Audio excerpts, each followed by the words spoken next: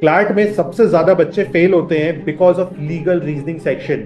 मुझे पता है, जब मैंने इस बात को बोला तो तुम्हें बिल्कुल भी बिलीव नहीं हुआ, लेकिन तुम मेरी बात पे भरोसा रखो, सबसे ज्यादा बच्चे क्योंकि लीगल रीजनिंग की वजह से फेल होते हैं क्लैट में।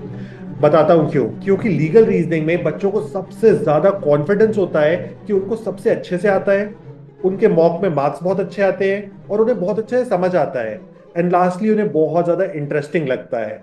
इन सारे रीजंस की वजह से आप बहुत सारी गलतियां करते हो इन योर प्रिपरेशन, जो आपको लास्ट में जाके कॉस्ट करती है इन योर क्लैट एग्जामिनेशन। हम लोग का इस सीरीज के साथ एक बहुत बड़ा ऑब्जेक्टिव है कि मैं आपको थ्रू एंड थ्रू सारी स्ट्रैटेजीज बताऊं जो आपको लीगल रीजनिंग के अराउंड पता होनी चाहिए in order to crack the exam in most perfect manner. तो इस वीडियो के अंदर हम लोग कवर करने वाले हैं क्या चीजें लीगल रीजनिंग में पूछी जाती हैं। नंबर 2, आपको कैसे पढ़ाई करनी है। नंबर 3, क्या सोर्सेस फॉलो करने हैं। नंबर 4, क्या टाइम टेबल होना चाहिए आपका एवरीडे बेसिस पे, जिससे आप लीगल रीजनिंग सेक्शन को टाइमली मैनर में कंप्लीट कर पाओ। So let's start with the first thing कि लीगल रीजनिंग में पूछा क्या जाता है। लीगल रीजनिंग में हम लोग को पैसेज बेस्ड क्वेश्चंस आते हैं। पैसेज बेस्ड क्वेश्चंस का मतलब होता है आपको एक बड़ा सा पैसेज दिया होगा जो लीगल सब्जेक्ट के अराउंड होगा, यानी कि इसके अंदर कोई लॉज होंगे, इसके अंदर कोई भी इंडिया का इंपॉर्टेंट लीगल इंसिडेंट हो सकता है, इसके अंदर कोई भी पार्लियामेंट का बिल हो सकता है, सुप्रीम कोर्ट के रेफरेंस से कोई जजमेंट हो सकता है, इस तरह की कोई भी चीज हो सकती है पैसेज के अंदर। अब इस पैसेज पे बेस्ड आपको क्वेश्चंस पूछे जाते हैं और जो क्वेश्चंस होते हैं वो मोस्टली फैक्चुअल नेचर के होते हैं, यानी कि ये जो पैसेज है इसके अंदर कहीं ना कहीं लॉ लिखा हुआ है। अब जो फैक्ट आपको दिया है क्वेश्चन के अंदर, उस फैक्ट के ऊपर आपको इस लॉ को अप्लाई करना है एंड फाइनली अपना आंसर निकालना है। तो ये बेसिक सा मेथड होता है। अब इस पैसेज को आप अगर थोड़ा सा पहले से समझ लेते हो तो आपको बहुत ज्यादा अनड्यू एडवांटेज मिलता है इन योर एग्जामिनेशन। अब उस अनड्यू एडवांटेज को लेने के लिए आपको 6 चीजें पढ़नी होंगी in legal reasoning section. CLAT consortium जो है, हालांकि ये बोलता है कि अगर आप कुछ भी पढ़ के नहीं आ रहे हो लीगल रीजनिंग में तो भी एनफ है, आप किसी भी चीज को मत पढ़ के आओ, आप बेसिक कॉमन सेंस से आंसर कर सकते हो। अगर आप इस चीज को फॉलो करोगे तो आप डेफिनेटली क्लैट को क्रैक नहीं कर पाओगे। मैं उसका रीजन देता हूं, क्योंकि बाकी आपका जो कंपटीशन है वो बहुत ज्यादा तैयारी करके आ रहा है। आपकी कंपैरिजन में अगर वो तेजी से क्वेश्चन सॉल्व करेगा तो आप कहीं ना कहीं पीछे हो जाओगे। इसलिए हमको ये 6 टॉपिक्स बहुत अच्छे से प्रिपेयर करने हैं ताकि हम क्वेश्चंस को फास्ट मैनर में सॉल्व कर सकें, नंबर 1। नंबर 2, हमारी पैसेज की अंडरस्टैंडिंग जो है वो बेस्ट हो सके। नंबर 3, हम ऑब्सोलीट ऑप्शंस को कैंसिल आउट कर pi by reading once only. तो ये जो 6 टॉपिक्स हैं इनमें first topic is law of torts, second topic is contracts, third is constitution, fourth is crime, fifth is miscellaneous laws. इनको minor laws भी बोला जाता है क्लैट में।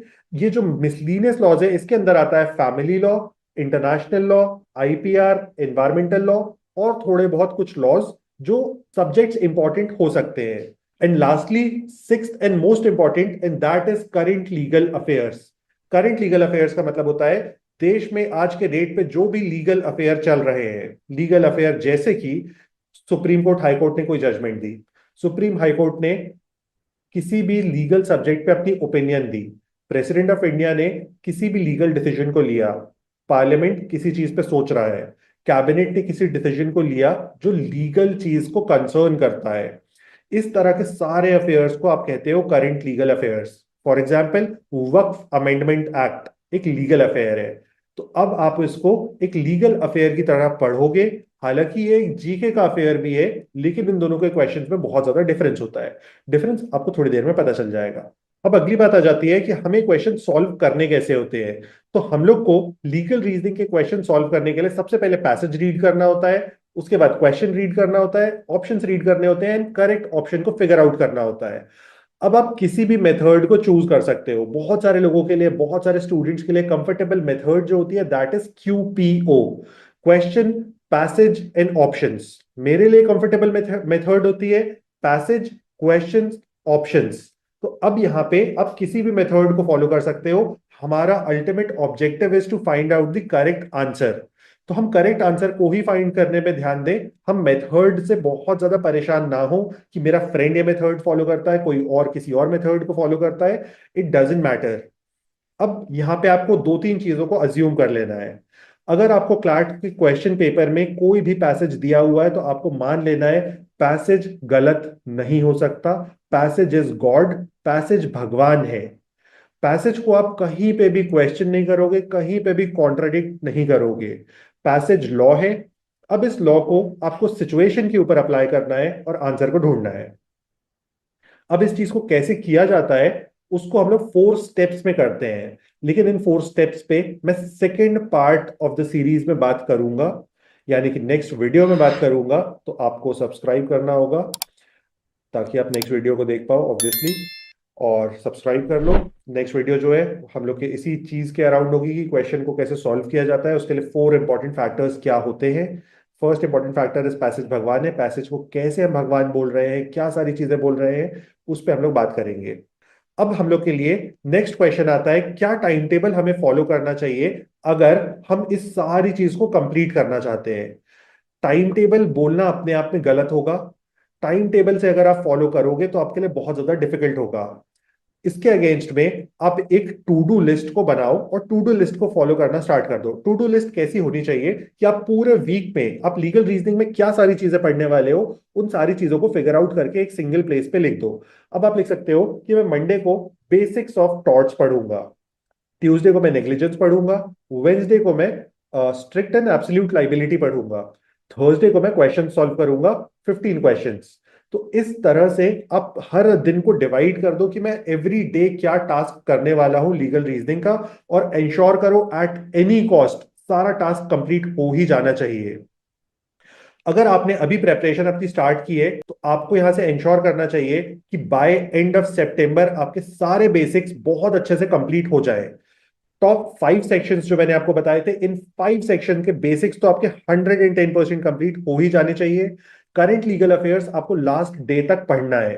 तो करंट लीगल अफेयर्स के लिए बहुत ज्यादा परेशान होने की जरूरत नहीं है, उसको आप जीके की तरह फॉलो करते जाओ, लेकिन 5 बेसिक्स जो है वो सितंबर एंड तक कंप्लीट होने ही चाहिए।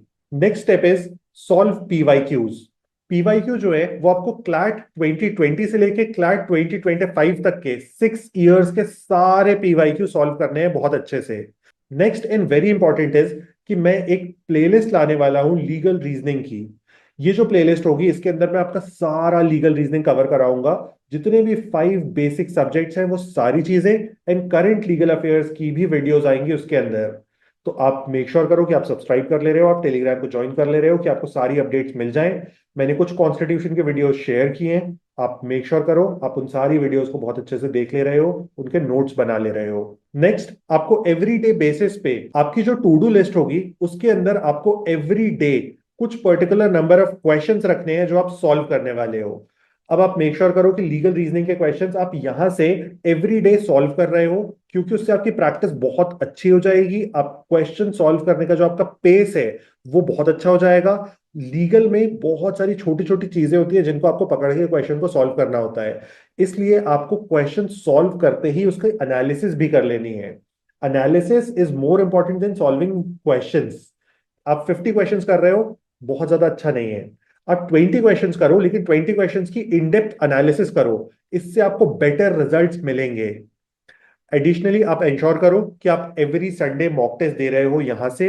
अगर आप मॉक टेस्ट दोगे तो वहां पे भी आपको लीगल रीजनिंग दिखेगा, और लीगल रीजनिंग की आप पूरे पैसेज सारे पैसेजेस को बहुत अच्छे से सॉल्व करने की कोशिश करो। एक बार आपको पैसेजेस सॉल्व हो जाते हैं या सॉल्व नहीं होते हैं तो घर आके उनकी बहुत अच्छे से एनालिसिस करो। Lastly and very important point, आपको अपनी लीगल वोकैबुलरी को इंप्रूव करना चाहिए। लीगल वोकैबुलरी को इंप्रूव करने के लिए भी मैं एक वीडियो लाने वाला हूं जो लीगल बेसिक्स वाली प्लेलिस्ट का ही पार्ट होगी। अब जैसे फॉर एग्जाम्पल, अब लीगल में बहुत सारे ऐसे वर्ड्स होते हैं जिनका मीनिंग जानना हम लोग के लिए बहुत ज्यादा इंपॉर्टेंट होता है, क्योंकि लोकली सोसाइटी में हम उन वर्ड्स को यूज करते हैं लेकिन उस तरह से यूज नहीं करते हैं। अब फॉर एग्जाम्पल 2 वर्ड्स होते हैं, one is assault and second is battery. ये दोनों बहुत ज्यादा डिफरेंट मीन करते हैं, इनकी डेफिनेशन बहुत ज्यादा डिफरेंट होती है। अब अगर आप इन दोनों वर्ड्स को देखोगे यूएस के कॉन्टेक्स्ट में तो आपको बहुत ज्यादा डिफरेंट दिखेंगे, यानी कि आप जो इंस्टाग्राम पे इस चीज को शेयर कर रहे हो वहां पे आप एक दूसरी डिफरेंट इंटेंशन के साथ शेयर कर रहे हो, लेकिन जब आप इसको क्लैट पे अप्लाई करोगे तो ये बहुत डिफरेंट मीन करेगा। एक वर्ड होता है इम्पीचमेंट, तो आपको इसका मीनिंग पता होना चाहिए कि इम्पीचमेंट का रियल मीनिंग क्या होता है। नेग्लिजेंस, आप नेग्लिजेंस तो हम लोग बचपन से यूज कर रहे हैं, लेकिन नेग्लिजेंस आपको लीगल टर्म्स में पता होना चाहिए कि लीगल नेग्लिजेंस का मीनिंग क्या होता है। And that's it guys. आपको किसी भी तरह का कोई भी क्वेरी क्वेश्चन है तो आप मुझसे शेयर कर सकते हो। एंड जो नेक्स्ट 2 वीडियोस आने वाली हैं इस सीरीज के अंदर, लीगल स्ट्रैटेजी सीरीज के अंदर, वो होने वाली है 4 step strategy to solve questions. And उसके बाद वाली वीडियो उससे भी ज्यादा अमेजिंग होने वाली है, and that is solving questions real time, यानी कि हम लोग साथ में बैठे क्वेश्चन सॉल्व करेंगे। तो मिलते हैं, बाय बाय, सी यू।